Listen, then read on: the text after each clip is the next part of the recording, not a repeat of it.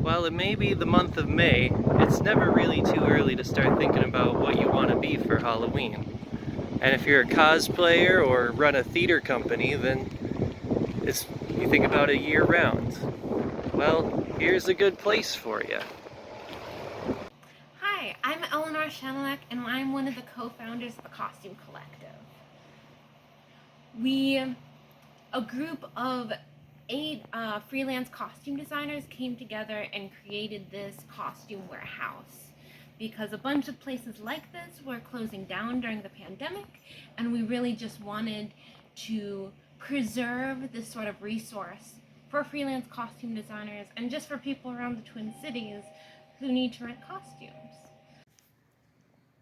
As you can see, they got a few things. So you might be asking yourself, where'd they get those things? So, as I mentioned, we started because a bunch of resources like this were closing down. One of that was Theatrical Costume Company, which was downtown Minneapolis. And the other one was the Guthrie was closing off its public rentals and just keeping their stock for the Guthrie. So we decided that we would buy off the stock of Theatrical Costume Company because the couple that had been running it for decades had just decided to retire, and we're trying to keep the stock all together.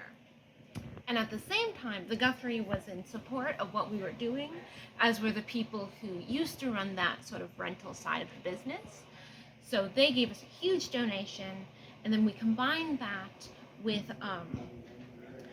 Barb and a couple of our other freelance costume designers had our own personal stocks that we brought into this space to form just a group of costumes where there's some sets, there's some things that really belong together, but it really creates a variety of styles of costumes and different directions you can go with things.